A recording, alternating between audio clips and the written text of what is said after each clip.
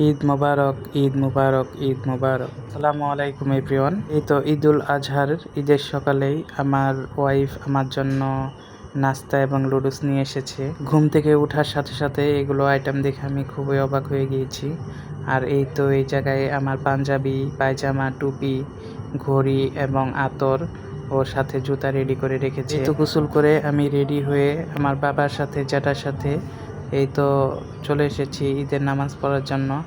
এই তো নামাজ শেষ করার পর এই তো এলাকার সকলের সাথে মোলাকাত করছি।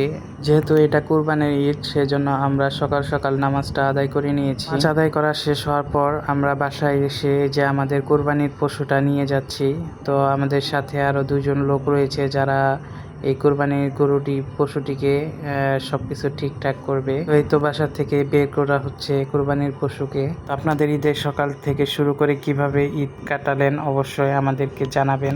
আমাদের বাড়িতে এবার 2টা পশু জবাই হবে। তো এটা হচ্ছে আমাদের পশু এবং এই যে আরেকটা পশু আপনারা দেখতে পাচ্ছেন, ওইটা জবাই করার ব্যবস্থা নেওয়া হচ্ছে। যেহেতু কুরবানির ঈদ, সকলেই এই যে দেখতে এসেছে কিভাবে পশু জবাই দিচ্ছে। আর এই তো আমাদের গরু নিয়ে আসার পর এই যে এখন সবাই ধরে গরুকে কুরবানি দেওয়ার চেষ্টা করা হচ্ছে। মোটামুটি আমাদের গরুটা অর্থাৎ আমাদের ষাঁড়টা একদম খুব রাগী ছিল, কারণ এই গরুটা শোয়াতে খুবই সমস্যা হচ্ছিল।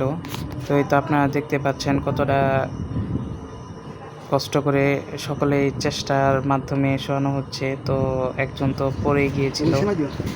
তো আলহামদুলিল্লাহ গরু জবাই করার পর চামড়া ছাড়ানোর পর এই তো দেখতে পাচ্ছেন আমাদের যে লোক রাখা হয়েছিল তারা একে একে মাংসগুলা ছাড়িয়ে নিচ্ছিল। এদিকে আমি এবং আমার মা এবং আমার ওয়াইফ বসেছিলাম, বসে বসে সব কিছু দেখতেছিলাম। আর আমার ওয়াইফ তো ভিডিও ধারণ করছিল। তো আর এদিক দিয়ে আমার জ্যাঠারা যে গরুটা জবাই করেছে সেই গরু এখানে গিয়েছিল আমার ওয়াইফ। তাদের মাংসের ভাগ কিভাবে করতেছে ওটা দেখে একটু ভিডিও ধারণ করে নিল। এদিক দিয়ে আমাদের গরুর কাটাকাটিও প্রায় শেষের দিকেই। আমরা মূলত গরু কাটাকাটি শেষ হওয়ার পর 3টা ভাগ করি।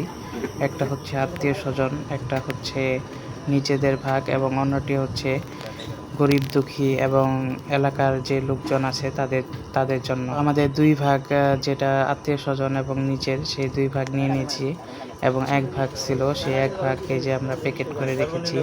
এদিক দিয়ে বাইরের থেকে লোকজন চলে এসেছে মাংস নেওয়ার জন্য। তো এই যে আপনারা দেখতে পাচ্ছেন, যেহেতু কোরবানির ঈদ সেজন্য আমরা সবাই এক পাকে রান্না করে খাই। তো সেই জন্য এইখানে মাংস দিয়েছি সবাই।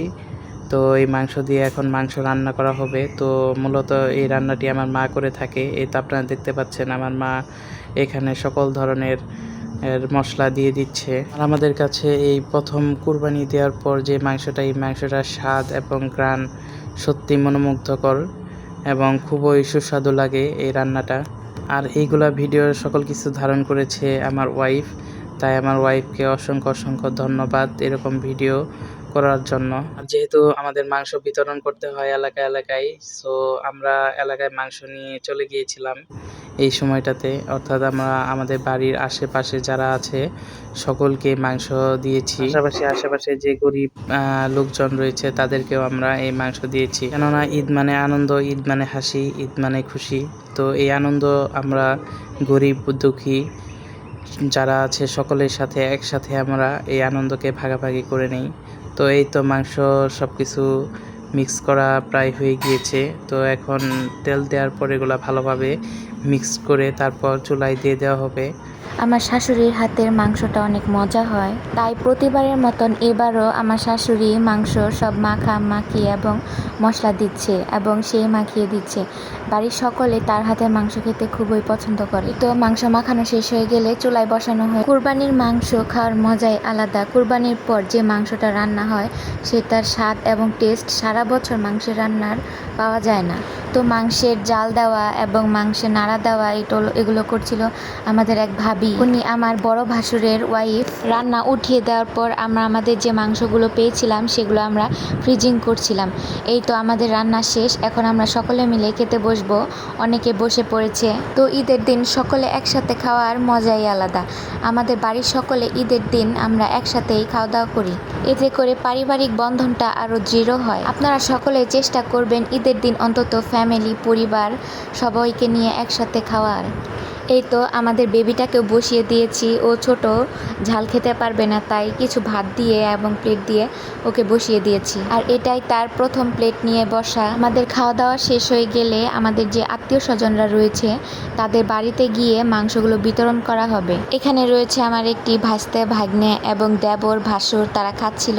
কেউ একটু ভিডিও ক্যাপচার করে নিলাম। আলহামদুলিল্লাহ আমাদের ঈদটা ভালোই কেটেছে। আপনাদের ঈদ কেমন কেটেছে এবং কে কোথা থেকে আমাদের ভিডিওগুলো দেখছেন অবশ্যই কমেন্ট করে জানাবেন।